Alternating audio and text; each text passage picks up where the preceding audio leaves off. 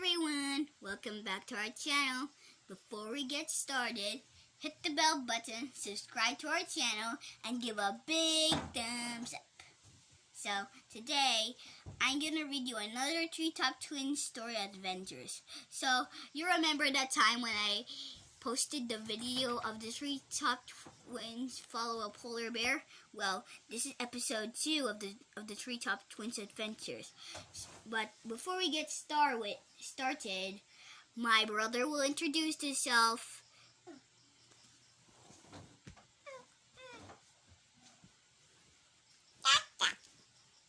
Hi, I'm Lucky.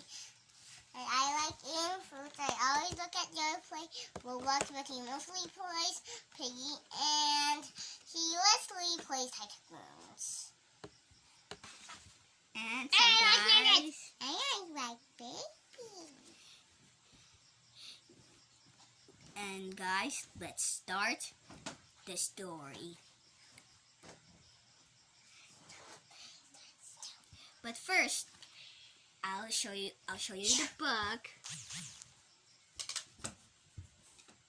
It's called The Twins Meet a Quagga.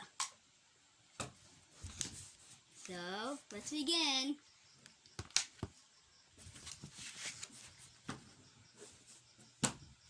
Let's start, guys. Woohoo!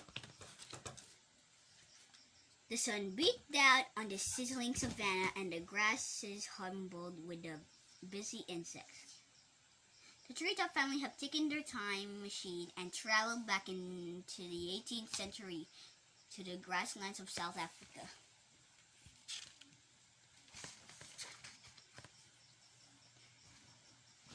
One bright blue day, the big twins, Alfie and Asha, were looking after the little twins, Tulip and Ted, and their parents, Professor Pablo and Professor Penelope, were taking a nap.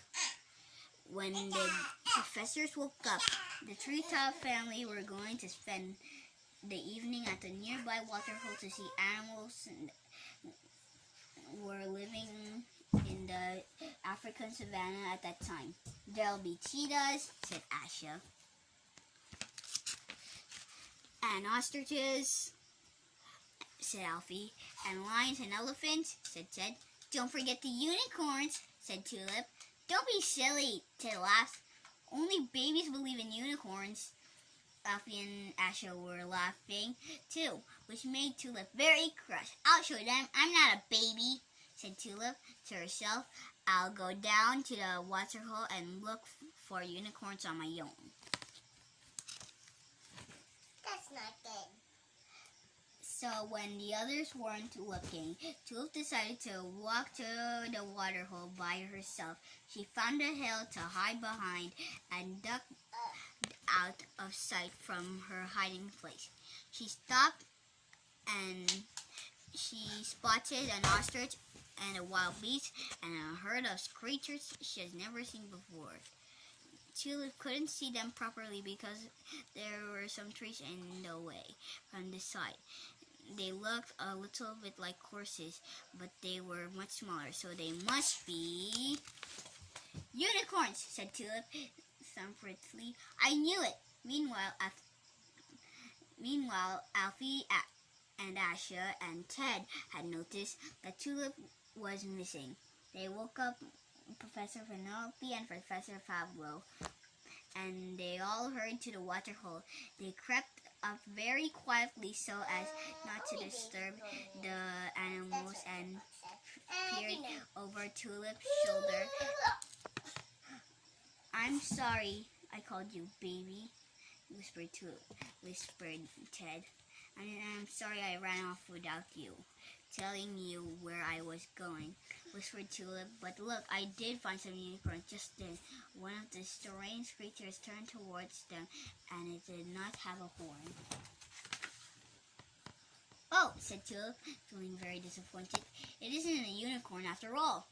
But it did have something else interesting. It had stripes, but not all over it, just on its front half. It's a quagga, said Professor Penelope. It's about the size of a zebra. but with stripes only on the front half of its body. Why is it called a quagga? Said asked Tulip. The quagga opened up its mouth and making noise. Quagga!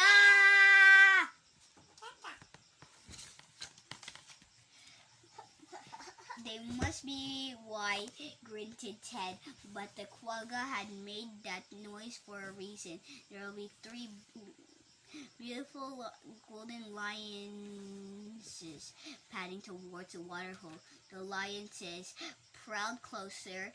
The quaggas had already been alerted. Quagga!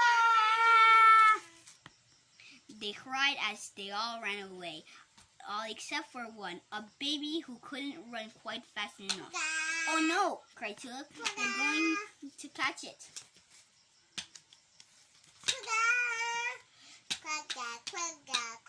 But then, something amazing happened.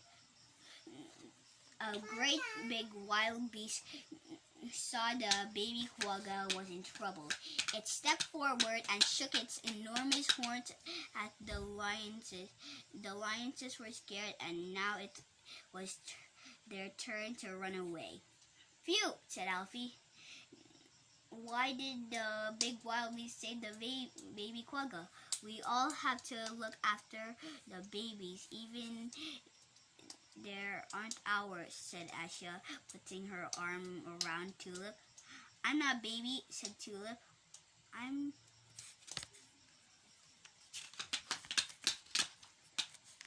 But she smiled and hugged Asha anyway, and then the treetop family walked back home through the cooling grass for dinner. Nighttime in the savannah. Professor Pablo was putting the twins to bed. I'm so glad we got to travel back in time and meet the quaggas, said Asha, who had drawn a picture of one in her notebook. Me too, said Professor Pablo, turning the light off. Sorry it wasn't a unicorn, Tulip, but it was also almost as good. I wonder what year and what place we'd have to travel to see a unicorn, said Tulip to herself. One day I'll find a unicorn, just you wait and see. The end. But guys, before we end the video, I'll tell you a fact about a quagga.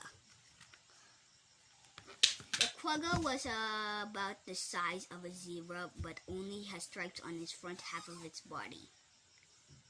Quaggas lived up until the late 19th century on the plains of South Africa. Quaggas might have got their name from the noise they make. Quagga!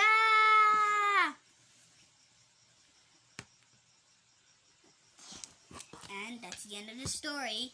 So, bye-bye everyone! See you later! Bye everyone!